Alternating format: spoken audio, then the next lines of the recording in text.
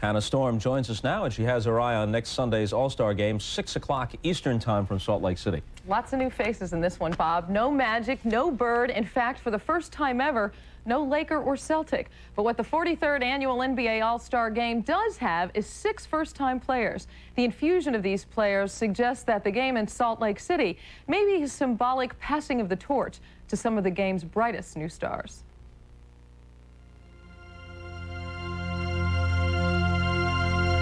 They are the faces of a new order, emerging from the shadows of the game's giants to join its elite, usher in their own era, and herald the future.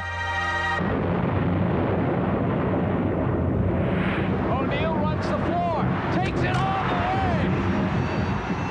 20-year-old Shaquille O'Neal becomes the 14th rookie selected to start an NBA All-Star game, and the first since Michael Jordan in 1985, forcing 3-time starter Pat Ewing into an unfamiliar role. I think I'm a new breed of 7-footer, because when you look at most 7-footers, they have bad knees. They can't run, and they can't do certain things.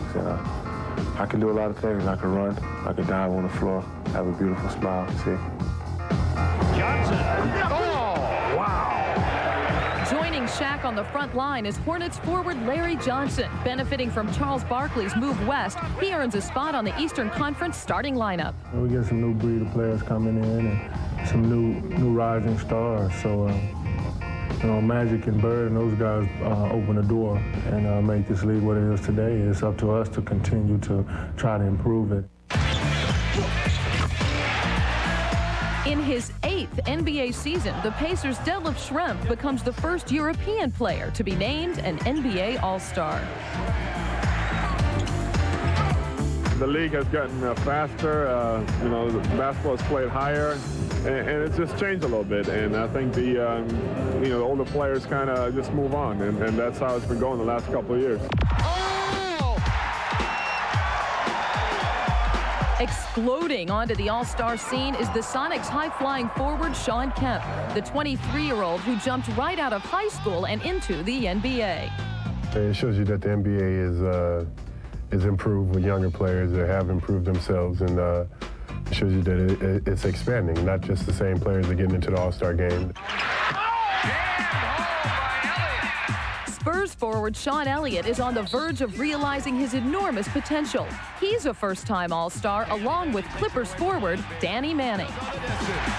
I'm sure a lot of people still like to see Magic and Bird out on the court, but I think the players that are coming into the league now are probably a little bit more athletically gifted and can go out on the court and take over a game athletically. These new All-Stars may not be from the traditional NBA powers, but their names will be on the marquee alongside Jordan, Barkley, and the rest. There is always going to be somebody that's going to replace the great ones, and that's what this league is about. So the All-Star games are being taken over by newer players, by youth, and that's the way it is. I think one of the most interesting first-time players is Drazen Petrovic, the first European to play in the All-Star game. No, Detlef Schrempf. It's Detlef Schrempf. Right. Drazen Petrovic, who should have made it and probably could have made this, who played on the Croatian national team. We have Detlef Schrempf, who played on the German national team this summer in Barcelona. So we're seeing a lot of European stars and players from around the world become eligible for All-Star status. So perhaps in the future, this will become more of an international event, not simply the best players in this country, but literally the best players in the world playing in the All-Star game. Well, what I like about it is that at some point you get a chance to see all of the great players. You know, you talk about guys not making it. I think Kenny Anderson had a good year. I like Alonzo Mourning. Now, he's a first-year player. He came in late.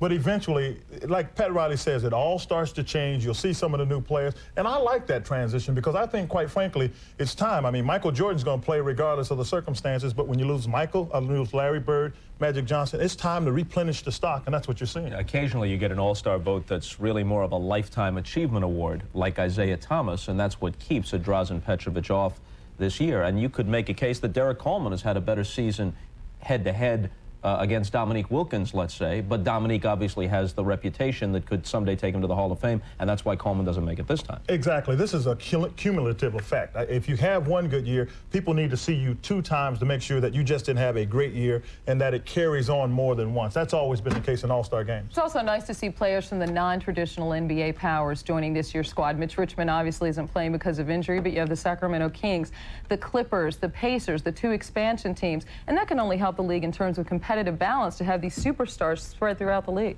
Okay, time for us to step aside.